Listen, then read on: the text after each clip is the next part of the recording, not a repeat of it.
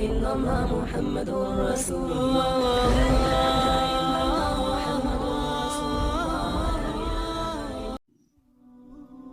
تو آج کی آیت میں اللہ نے موسیٰ علیہ السلام کی کتاب کا تذکرہ فرمایا. اس کی ضرورت کیوں پیش آئی کہ جب مشرکین مکہ نے حضور اکرم صلی اللہ علیہ وسلم کی نبوت کا انکار کر دیا، نبوت کے ماننے سے منکر ہو گئے اور قرآن کے نزول کا بھی انکار کر دیا کہ قرآن بھی آسمانی کتاب نہیں ہے، نعوذ باللہ محمد خود اپنے ہاتھوں سے دماغ سے گھڑتے ہیں تو اس کو پھر کسی کو بلا کے لکھوا لیتے ہیں. تو اللہ نے ان کا رد کرنے کے لیے موسیٰ علیہ السلام کی نبوت اور ان کی کتاب کا تذکرہ فرمایا کہ ہم نے موسیٰ علیہ السلام کو نبوت دی تھی اور ہم نے پیغمبر جناب اپنے محبوب جناب محمد رسول اللہ صلی اللہ علیہ وسلم کو نبوت دی ہے. یہ کوئی پہلی نبوت نہیں ہے کہ ہم نے پہلا شخص نبی بنا کے بھیجا ہو جس کے تم منکر ہو گئے ہو. ہم نے آدم علیہ السلام سے یہ سلسلہ شروع کیا کہ بطور دلیل کے اللہ نے موسیٰ کا تذکرہ کیا کہ ابھی موسیٰ گزرے ہیں. موسیٰ علیہ السلام کی نبوت کے تو تم قائل ہو، تو مانتے ہو. تو اگر یہ پہلے نبی ہوتے تو پھر تو بات بنتی کہ تم اس کا انکار کر دیتے. موسیٰ علیہ السلام ان کی نبوت کے کارنامے، ان کی نبوت کی ساری باتیں تمہارے سامنے ہیں، لہذا تمہیں یہ ماننا پڑے گا کہ یہ بھی ہمارے نبی ہیں. پھر تم قرآن کا انکار کرتے ہو. قرآن کوئی آسمانی کتابوں میں سے کوئی پہلی کتاب ہے جس کے تم منکر ہو کے بیٹھ گئے ہو. فرمایا ہم نے تورات نازل کی جو قرآن کے بعد سب سے اہم مقام ہے، اس کا مرضی کتاب ہے اور اس میں ہر چیز کی تفصیل اللہ فرماتے ہیں ہم نے بیان کر دی ہے. اپنے اپنے وقت کے مشائخ، علماء، انبیاء اس تورات کے مطابق اپنے فیصلے کرتے تھے. تو لہذا تورات بھی ابھی گزری ہے، اس کو اتنا عرصہ نہیں گزرا اور تورات کی کتاب بھی تمہارے پاس موجود ہے. تو لہذا قرآن کا انکار کرنا یہ تو کوئی معنی نہیں رکھتا تمہارا. یقیناً اس آیت کو نازل کرنے کا مقصد کہ اللہ رب العزت حضور اکرم صلی اللہ علیہ وسلم کی نبوت اور حضور پہ نازل ہونے والے قرآن کو تسلیم کروانا ہے. بطور دلیل کہ اللہ نے یہ آیت نازل فرمائی کہ جس طرح موسیٰ کو ہم نے نبوت دی، کتاب دی، وہ برحق تھی، تو لہٰذا میرے نبی کی نبوت یہ بھی برحق ہے اور نازل ہونے والی کتاب یہ بھی برحق ہے. اور پھر یہ جو گزشتہ 10 احکام 10 قانون بیان ہوئے ہیں، صرف یہ قرآن میں آج بیان نہیں ہوئے. اللہ نے تورات میں بھی یہی 10 احکام بیان فرمائے تھے. تو اللہ فرماتے ہیں کہ ہم نے ان دونوں کتابوں کو اہدیٰ منہما، دونوں کو ہدایت کا راستہ بنایا تھا. یہ دونوں صراط مستقیم پہ چلنے کے لیے انسان کے لیے معاون تھی، لیکن انسان نے اپنی منمانی اور خواہش کی بنا پہ، یہودیوں نے اپنی خواہش اور اپنی منمانی کے مطابق اس تورات کے اندر تحریف کر ڈالی، تغیر اور تبدل کر ڈالا. اس میں بہت سی آیات کو، بہت سی چیزوں کو تبدیل کر دیا، اپنی منمانی، اپنی مرضی کے مسائل اس میں ڈال دیے، جس کی وجہ سے وہ گمراہ ہو گئے. تو جو آدمی اللہ اور اللہ کے بتائے ہوئے طریقے کے مطابق زندگی گزارتا ہے تو کامیابی تو اسی کو ہے.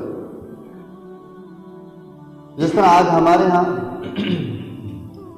انسان اپنی صحت کا خیال رکھتا ہے، انسان اپنے آپ کو صحیح رکھنے کے لیے ہر وہ کام کرتا ہے جس سے اس کی صحت ٹھیک رہتی ہے. لیکن انسان 2 چیزوں کا مرکب ہے. صرف انسان جسم نہیں ہے، صرف انسان جسم اور روح سے مرکب ہے. جسم بھی ہے انسان کا اور روح بھی ہے. خالی جسم جو ہوتا ہے وہ ڈھانچہ ہے، لوگ اس کو مردہ کہتے ہیں، اس کو انسان نہیں کہتے. اور روح جو ہے اس کے بغیر انسانیت کا تصور ہی نہیں ہے. لیکن ہم لوگ جسم کا بڑا خیال کرتے ہیں، روح کا ہمیں کوئی خیال نہیں. جسم کے لیے ہم کھانے کا بھی انتظام کریں گے، پینے کا بھی انتظام کریں گے، سونے کا بھی انتظام کریں گے، بیماری ہو جائے تو علاج کی بھی ضرورت پیش آتی ہے، علاج بھی کریں گے، ہر وہ کام کریں گے جس سے ہماری صحت، ہمارا جسم ٹھیک رہے۔ لیکن بہت کم لوگ ہیں جو روح کا بھی خیال رکھتے ہیں۔ روح اور جسم کا اس طرح تعلق ہے جیسے انسان کسی سواری پہ سوار ہو، گھوڑے پہ سوار ہو اور اس کو ٹھوکر لگ جائے، انسان بھی گر جائے گا تو وہ سواری بھی گر جائے گی، تو لوگ دوڑتے ہیں، پہلے اس بندے کو اٹھاتے ہیں، اس سواری کو بعد میں اٹھاتے ہیں، وہ بھی کہتے ہیں یہ بھی اللہ کی مخلوق ہے، چلو اس کو بھی اٹھا لو۔ تو اسی طرح انسان جو ہے وہ ایک سواری ہے، وہ روح پر سوار ہے۔ جب وہ روح چل رہی ہے تو انسان چل رہا ہے، جب روح ختم تو انسانیت کا وجود بھی ختم ہو جاتا ہے۔ اس لیے انسانیت جسم کے پیچھے لگی ہوئی ہے، جسم کو اور غذا اور اس کو جناب تسکین پہنچانے کے لیے ہر کام کیا جا رہا ہے۔ روح کے لیے بہت کم لوگ ہیں جو اس کا خیال رکھتے ہیں۔ روح کا خیال اللہ رب العزت نے رکھنے کے لیے انبیاء کرام کا سلسلہ جاری فرمایا اور پھر ان پر کتابیں نازل کی کہ ان کے مطابق چلو گے تو روح کی غذا خود بخود مل جائے گی، ان کے مطابق چلو گے تو اللہ تمہاری روح کو سکون دے گا، جسم اور روح دونوں سکون سے رہیں گے۔ اور اسی طرح حدیث مبارکہ میں آتا ہے جب دل کو زنگ لگ جاتا ہے تو اس زنگ کو اتارنے کے لیے اللہ کی ضربیں لگانی پڑتی ہیں۔ آج ہمارے اندر سے ذکر غائب ہو گئی ہے، ہمارے قرآن پڑھا جاتا ہے، ہم پر اثر نہیں ہوتا، لوگوں کے رسول اللہ صلی اللہ علیہ وسلم کی باتیں، حضور کی حدیث بیان کی جاتی ہیں، ہم پہ کوئی اثر ہی نہیں ہوتا۔ وجہ کہ ہمارے دل اتنے زنگ آلود ہو چکے ہیں کہ وہ اس کے اندر کوئی بات اب قبول کرنے کے لیے وہ تیار نہیں ہے۔ تو اس لیے اب یہ زنگ کیسے اترے گا؟ جیسے لوہے کو زنگ لگتا ہے تو اس کے لیے ایک آلہ ہوتا ہے اس کو زنگ اتارنے کے لیے، اسی طرح دل پہ جب زنگ لگتا ہے تو اللہ کی ضربیں لگانی پڑتی ہیں۔ یہ روح کی غذا ہے۔ اللہ کریں گے، اکیلے میں بیٹھ کے، تنہائی میں بیٹھ کے اللہ کے ساتھ تعلق جوڑ کے اللہ کی ضربیں لگیں تو پھر وہ دل صاف ہونا شروع ہو جاتا ہے، اس کی گندگی، اس کی میل وہ ختم ہونا شروع ہو جاتی ہے، پھر انسان کی روح پاک ہو جاتی ہے۔ جب روح پاک ہوتی ہے تو انسان کو نماز پڑھنے میں مزہ آتا ہے، جب روح پاک ہوتی ہے تلاوت کرنے میں بڑا مزہ آتا ہے۔ روح پاک ہوتی ہے تو پھر وہ انسان ہر وہ خیر کام کرتا ہے جو اس کو نظر آتا ہے۔ اگر روح پاک نہ ہو، صرف انسان کا جسم نظر آئے، روح صحیح نہ ہو، اس کی تربیت نہ ہوئی ہو تو پھر یہ جھگڑا کرتا ہے، یہ فساد کرتا ہے، لڑائیاں کرتا ہے، ایک دوسرے سے دشمنیاں کرتا ہے۔ یہی انسان جس کی روح ٹھیک نہیں ہے، اس میں دل میں بغض رکھتا ہے، دوسروں کو تکلیف پہنچانے میں اس کو مزہ آتا ہے، اس کو سکون اور راحت ملتی ہے۔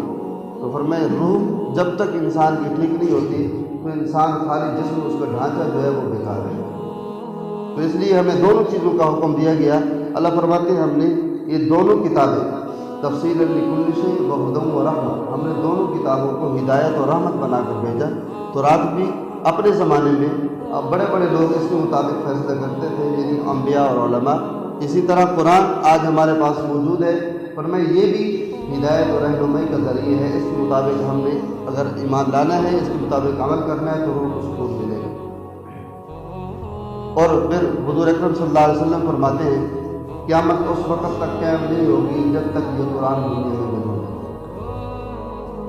جب قیامت قائم ہوگی، مستدرک حاکم کی روایت ہے، حضور فرماتے ہیں اللہ دنیا کو سمیٹنا چاہے گا، لپیٹنا چاہے گا، تو اس وقت یہ قرآن جو ہمارے پاس موجود ہے اس کے حرف اٹھا لیے جائیں گے، کاغذ سے حرف اڑ جائیں گے۔ پھر حفاظ جو اس وقت دنیا میں موجود ہوں گے، حافظ، فرمایا ان کے سینوں سے بھی قرآن نکال لیا جائے گا۔ سینوں سے قرآن نکالنا ان کی توہین نہیں ہوگی حافظوں کی، بلکہ دنیا کو ختم کرنے کا ایک نظام ہے، جب ختم ہوگا تو اس وقت ایسا ہی ہوگا۔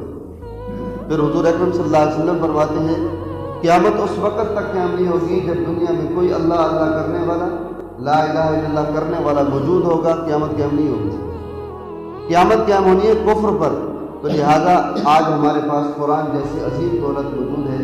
ہم دنیا کے ناولوں کے پیچھے، اخباروں کے پیچھے، ٹیلی ویژن پر پتہ نہیں کتنا وقت برباد کر دیتے ہیں، اس کو پتہ نہیں دیتے، لیکن آج ہمارے پاس قرآن جیسی دولت موجود ہے، لیکن ہمارے پاس اس کے لیے ٹائم نہیں ہے۔ دعا کریں اللہ رب العزت ہمیں قرآن کریم سمجھ کر اس پہ عمل کرنے کی محمد رسول اللہ